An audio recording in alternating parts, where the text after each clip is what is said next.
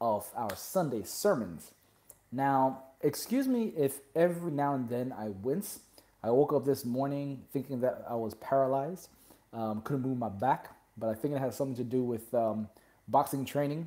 As you get older, your body doesn't do what your mind wants it to all the time. But yeah, so if every now and then I'm just like, oh, it's because my back is playing up. Now, to get into our Sunday sermon, the topic of today is the importance of vision and why that matters when it comes to choosing the right ICOs, choosing the right coins, and knowing who to support or back in this emerging market. Now, as per usual, we are going to go into the general market cap of the coins that are out right now. We're going to have a look at, of course, Bitcoin BTC and Bitcoin BCH, or Bitcoin Cash, just to see where they're at. And we'll go then through a few of the key news items from the past week. And just coming off the back of last week's sermon, talking about crypto winter, we still got a few more weeks. Some people thought that we were saved from the crypto bloodbath that we've been experiencing, but I think we will still see a bit more drops leading up to Chinese New Year. And then after that, hopefully we'll start to see the spring energy come in. All right, so I'm just going to flip the screen. Okay. So first up, crypto. Let's have a look at the market cap. Now, as you can see, the price of BTC Bitcoin is at $9,000. It hit all the way below $9,000. A lot of people were like just going nuts about that. And there's been some pretty funny memes coming out. Somebody, I think, had like a Simpson meme. I want to see if I can try and get that out, actually. It's quite hilarious. And it's one of those famous episodes where Homer is falling down a cliff. If you know The Simpsons at all, you might recognize that. I'm just going to have a quick scroll through to see if I can find it. If I don't worry, we would just go back.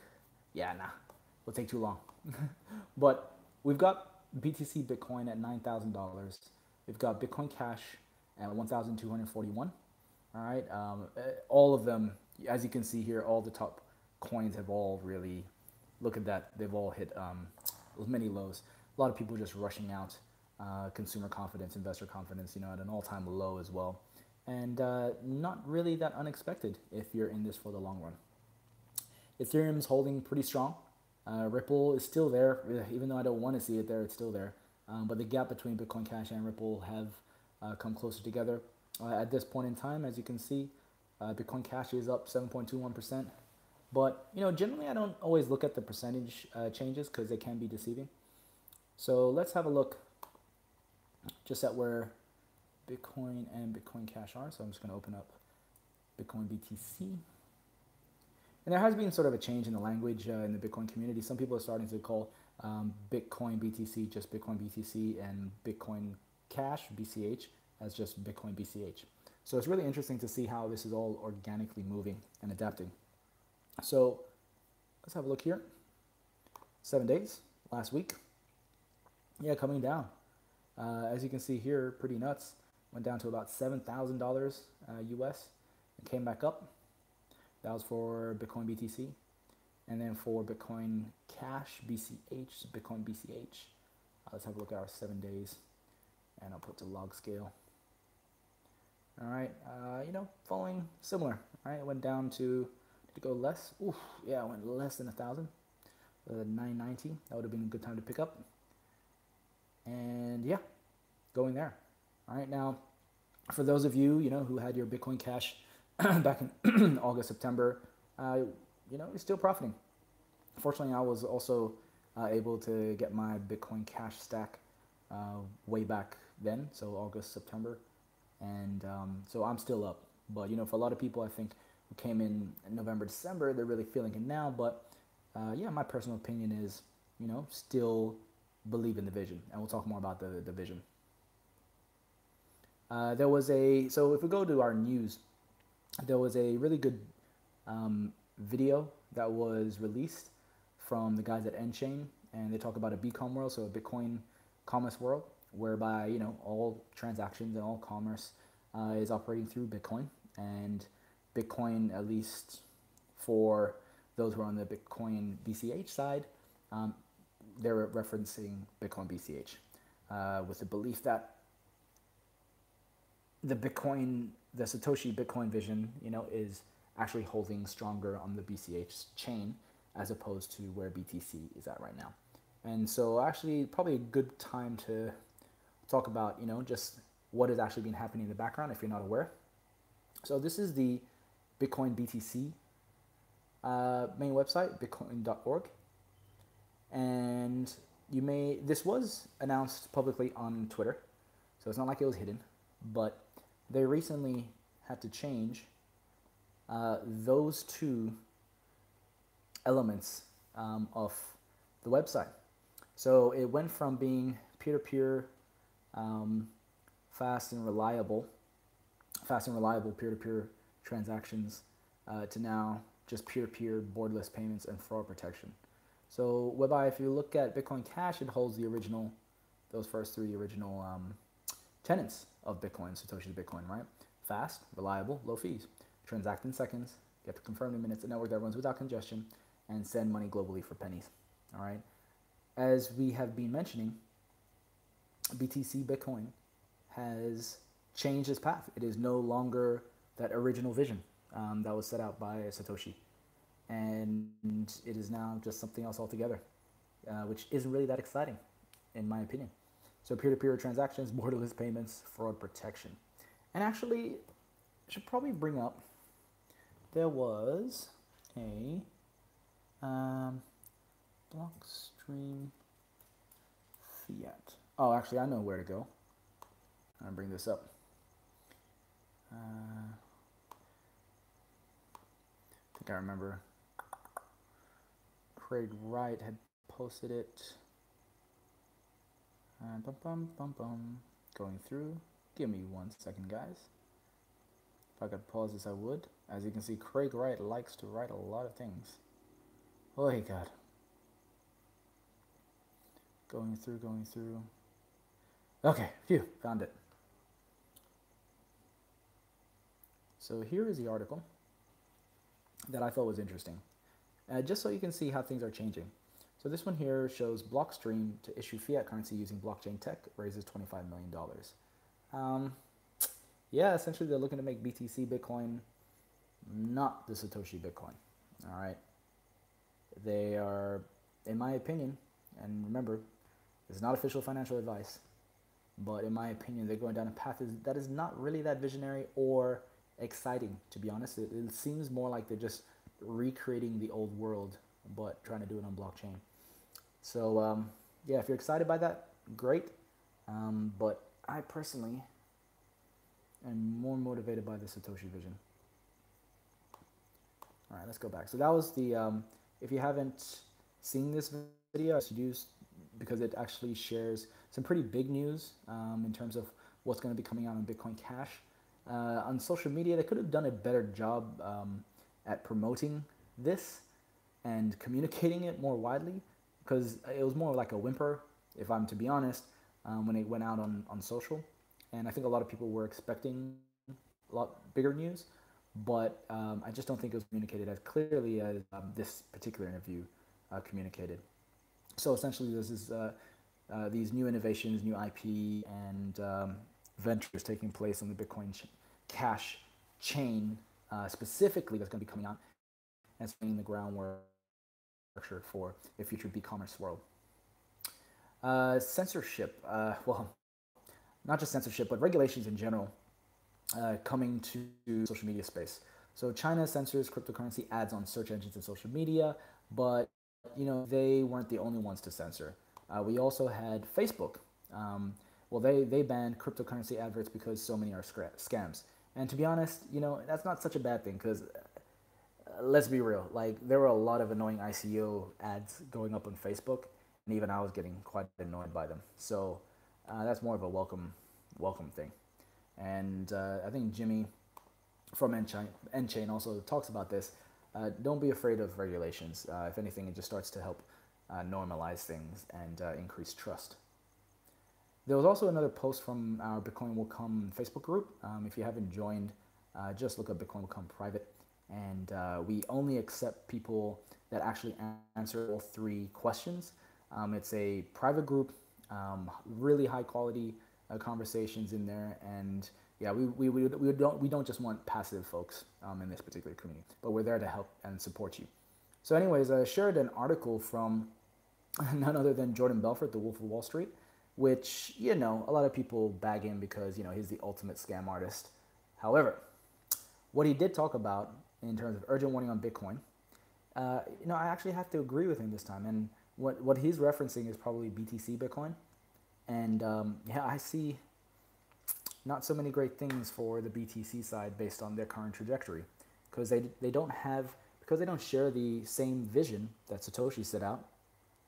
I don't see many good things either for it. I wouldn't have said that once upon a time, but I do now. Anyways, there was some really good conversations around what people thought about this particular article. There are a lot more comments in subthreads. And if you haven't seen this message, I suggest you just go to Jordan Belfort's page and have a look at it yourself. And just more messages coming out about to prepare, to educate yourself, be wary. Now, on the ICO side, during the week, WePower, which has been getting a lot of traction, released their token sale. And luckily for me and a few others, we got in because I was whitelisted early on. But unfortunately, a few other members of our community, weren't able to get in time or get in on time. And they were only releasing about 0.2 ETH per person. And I think it was a smart way of doing it. And it shows that they really have thought all of this through. And they've got a strong brand and community around them. So, I'm betting that WePower will do well. And so I'm very positive and optimistic about what they're doing. So if you got in, great. But all is not lost. You can still buy WePower tokens when it probably hits the exchanges. So, and in these days, sometimes it's proving a little bit more fruitful. So don't stress too much. All right. The other piece of news that was pretty interesting were the coin check hackers who stole about $540 million worth of NEM coins. If you didn't hear about that, now you have. And it was pretty big. So yeah, 500 million, I believe it was 540. And I guess latest news came out, this was literally yesterday, that it looks like they funneled all that money over to a Filipino ICO. So Wild West days, guys, protect yourself. Remember, don't always keep your money on the exchanges. Not reliable. Now on the topic of vision, the reason why I brought up vision is because success follows vision, in my opinion. Let me just put this back. Yeah, success follows vision. And this is why I had cashed out all my BTC Bitcoin and converted it all over to BCH Bitcoin. Because what made Bitcoin Bitcoin, in my opinion, was not the body or the brand, but was the idea.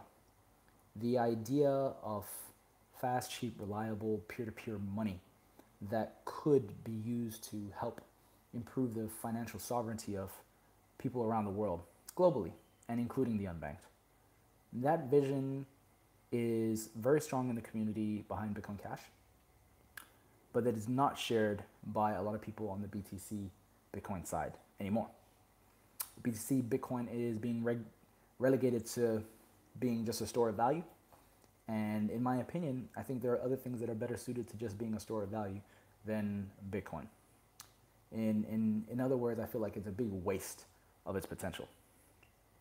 So for that reason, I wanted to share examples in history of where success has followed vision, and why if the vision gets lost, confidence is lost, momentum is lost, people are lost.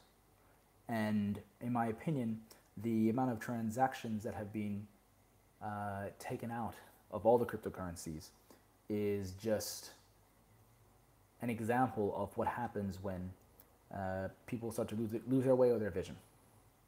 So BTC, I mean, the entire crypto market is kind of following BTC, Bitcoin's mm, trajectory, but everything that's happening now, I think, will bear fruit in terms of who comes out as a winner in the next year. All right, and I think only about 10% of the entire crypto market will come out alive. The rest of the 90%, not so much. All right, so you'll really start to see things sprouting out soon. Now, in history, you have Steve Jobs. All right, we all know Steve Jobs. He was a visionary, but because of his vision, he was able to pull in a lot of people around his ideas and his projects. You know, there were very hard times where things didn't seem like they were coming in, but he stuck to his vision. You know, he was almost dogmatic about it. But as a result of that, you know, the money came. The money came to Apple over time because there was vision. People were motivated. They built beautiful products. They built intuitive products. They changed markets. But you can also see now, after Steve Jobs has left us, that the Apple products are losing their edge. They're losing their spark. You know, news came out recently too about how Apple are now, they know that they've been intentionally trying to make anyone who's running an older version of an iPhone but are updating to new software intentionally buggy, so that behaviorally, you know, they'll upgrade to a new device. Now, ethically, I think that's just wrong, and it also makes me not want to use Apple products anymore. Also, in terms of innovation, yeah, the Apple products are just not that innovative anymore. They're not producing anything new, in my opinion, and I believe personally that that is a result of a lack of vision. They've just gone into maintenance mode. They're working on a business model that works, but they forgot that the very thing that made them them was being innovative. So that's example number one. Now, another thing, Mark Zuckerberg.